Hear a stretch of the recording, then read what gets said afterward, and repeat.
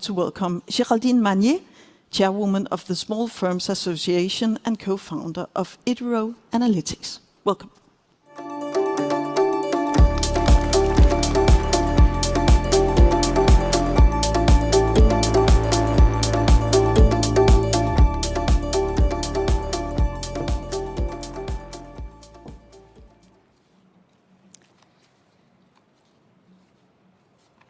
The SME owner never rests.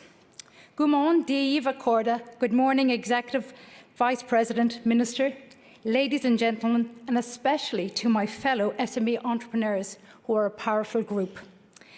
It is with soaring pride and purpose that I address the annual EU SME Assembly here today in this great city, Copenhagen, a city that beautifully blends tradition and innovation, which like what we aspire to achieve for Europe's small and medium-sized community.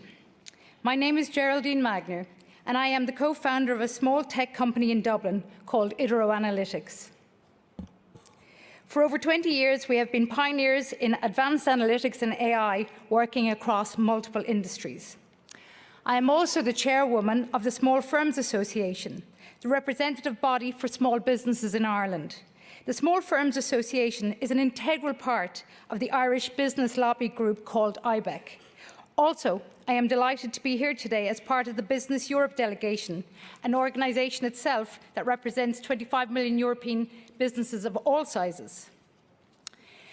Drawing on my experience as a chairwoman of the Small Firms Association and as an entrepreneur who has managed my own business through economic booms and bursts over the last 2 decades, including the financial crash of 2008, and shortly afterwards in Ireland, the €85 billion bailout that followed, all had a massive impact on SMEs. I mention it not to look back with pain, but to remind us how far we have come and what we endured. Whether you lived through those despairing times as a business or began your enterprise journey in the aftermath, you faced wave after wave of challenge. Brexit, a pandemic, inflation, supply shocks, trade wars, and now the accelerating pace of digital and regulatory change. There haven't been too many extended sweet spots in the last 17 years for SMEs. Yet through it all, Europe's entrepreneurs have shown remarkable ingenuity. We adapted, we digitised overnight, we found new markets and new ways to care for our people and our communities. Ireland is often called a land of saints and scholars, but we are also a nation of entrepreneurs. From retailers to tech companies, be it as startups, stay-ups or scale-ups, thousands of SMEs power our economy. The Small Firms Association believes in the collective might of SME businesses, not as a slogan, but as the thriving foundation of Ireland's prosperity. The same is true for the EU, where SMEs are 99% of all businesses and employ 89 million, about 2/3 the workforce. SMEs diversify risk for Europe. That is a distributed payroll and a stable tax base spread across each region, de-risking any global shock hits or single large corporate exits. SMEs are the engines of our economies. Just like in towns and cities across the continent, SMEs in Ireland are the heartbeat of our communities, and they are crucial to the material of our social fabric. SMEs are where ideas are born, where jobs are created, and where character is tested daily. Behind every success is an SME owner who took a chance in an on-level marketplace and became the invisible community investor. While it can be a rewarding life, it's certainly not an easy one. SME owners are the ultimate workhorses and often the lifeline of localities, where business owners employing and engaging local people while providing vital services, bringing life to our towns. The greatness of such towns doesn't come from budgets or bricks, but from people. Traders who know every face, volunteers who give quietly, and families who stay and raise their children, culminating to sustain vibrant community. That's the ripple effect of the SME owner. The SME owner is also the ultimate multitasker. filing accounts, paying bills, managing staff, sourcing stock, fixing IT, sorting payroll, networking, organising Christmas parties, putting out rubbish bins, ensuring compliance, and completing a 40-hour week by Wednesday lunchtime. However, while our economy is booming, the SME owner is overstretched unfairly, overburdened by rising costs and excessive regulation. And in Ireland, we are now facing new requirements like statutory sick pay and automated pension enrolment, all while supporting employees. But who supports us? Where is the state-sponsored pension for SME owners? Where are our statutory sick days? And where are the extra hours to deal with the avalanche of bureaucratic forms?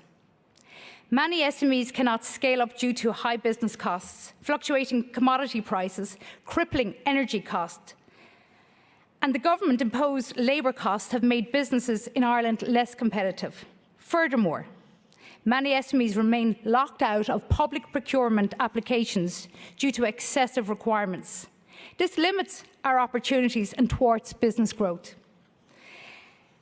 And as if the economic challenges weren't bad enough, we are seeing a slow but noticeable fragmentation of the single market.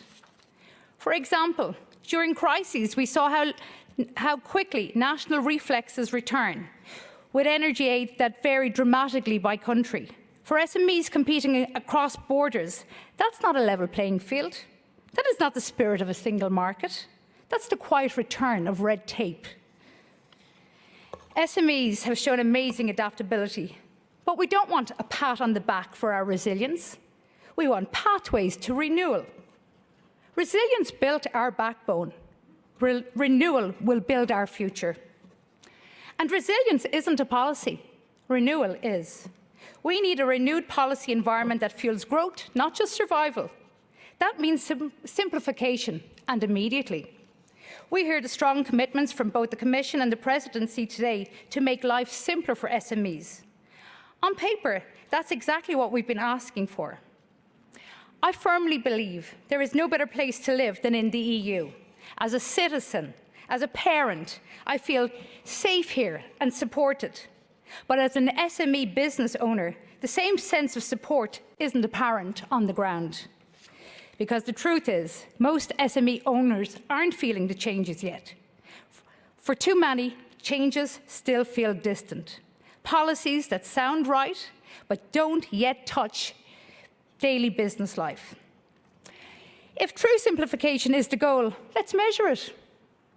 Are there fewer forms to fill in, fewer logins, faster approvals? It is not about fewer pages in a directive. It's about giving back hours to SME owners. Simplification must be felt where it matters most, at the kitchen table of a small business where decisions are made between invoices and ambition. We need to feel that shift right now, not in the next programme period. SMEs move fast by necessity. Europe must match that pace if it wants to stay competitive. We stand at a crossroads. AI is an opportunity, not a threat. AI will not replace entrepreneurs, but entrepreneurs who embrace AI will outperform those who don't. And I see it every day. The potential for AI for SMEs is immense, if we can get the conditions right. That means access to tools, training, and proportionate regulation. We want smart regulation, not suffocation. Regulation must scale with capacity.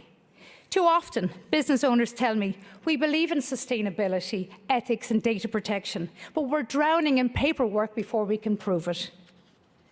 The test of a great policy is not how comprehensive it is, but how many SMEs can still afford to comply. Therefore, every new law or programme should begin with one question. Will this help an SME to grow? Smart regulation listens before it legislates. So let us be co-creators of Europe's economic future, not recipients of policy. If Europe gives SMEs the right conditions, they will give Europe its next decade of competitiveness. We also need an aligned strategy to represent not only the needs of SME businesses, but the well-being of their owners at the core, the people who keep the wheels of our economies turning. We need it now more than ever because SMEs are overworked, time poor, and more stressed than they have been before. But we are ready to lead. To do so, the 3 building blocks of growth are needed: skills, finance, and access to markets. Skills because digital and green transitions demand new capabilities that many SMEs cannot access alone. Finance because innovation costs money before it creates value. Markets because scale comes when barriers come down, not only across borders, but also between small and large firms. We need both government and large enterprises to stretch their procurement and trade with SMEs. And to truly make public procurement accessible to SMEs, we need a conscious and targeted redesign by government. For example, the commitment to the Think Small First principle and the SME test are both welcome steps. But Think Small First should mean more than a slogan. It should also mean asking, how can this tender go to an SME first? And if not possible or viable, identify which parts of the contract can be delivered by a third-party SME, ensuring they share in the opportunities and the rewards. Because when big and small businesses trade and learn together, the multiplier effect is extraordinary. Local economies thrive, communities grow stronger, and we ease the squeeze on our cities. While simplification is vital, but so is investment. Regulatory reform is only half the story. Europe won't stay competitive if our innovators can't access the same kind of venture capital, risk appetite, and tax incentives that fuel growth elsewhere in the world. Regulation alone won't drive renewal. We need to match it with ambition, capital, and courage. SMEs have the ambition and courage, so the ingredient we need more of is capital. Europe can simplify, regulate, and strategize, but without investment, our entrepreneurs will be running on empty, if not running away, seeking funding and investment elsewhere out of necessity, as it is debilitating if you don't have capital to carry your ambition. With 90% startup failure rates being normalized, this should not be an acceptable figure for failure. It is not good enough to allow this to happen to our entrepreneurs or our support agencies. We need a stronger venture and non-government investor culture across the EU, one that rewards risk-taking, values innovation and helps SMEs scale, not sell early. And yes, that means looking hard at taxation, incentives and capital frameworks, making it easier to invest in startups, to retain talent and recycle success back into the next generation of founders. The motto of our assembly is Successful SMEs, Competitive Europe. If we want that, we need a Europe that backs its own risk takers with the same intensity that others do. Ask yourselves, for a hearty European investment ecosystem, what part can the EU play in its own value creation, growing people and growing companies? If we do that, the value of European ideas stays in Europe. When our SMEs create IP, it strengthens the union. It anchors value, jobs, and technological sovereignty here. We don't lack ideas in Europe. We lack investment, energy, and IP retention. If we want successful SMEs, competitive Europe, we need a Europe that not only funds innovation, but owns its future. Next year, the Irish presidency of the EU will take place at a pivotal time for Ireland and Europe. A decade defined by disruption has shown that competitiveness and resilience are now inseparable. Europe's resilience continues to be tested by war on its borders, energy and migration pressures, and growing geopolitical fragmentation. The Draghi report mapped the challenges well and set a course for enhancing Europe's competitiveness and productivity. But 1 year on, from the time of writing, these challenges persist. Next year, Ireland looks forward to welcoming you all at the EU SME Seminar on our special island.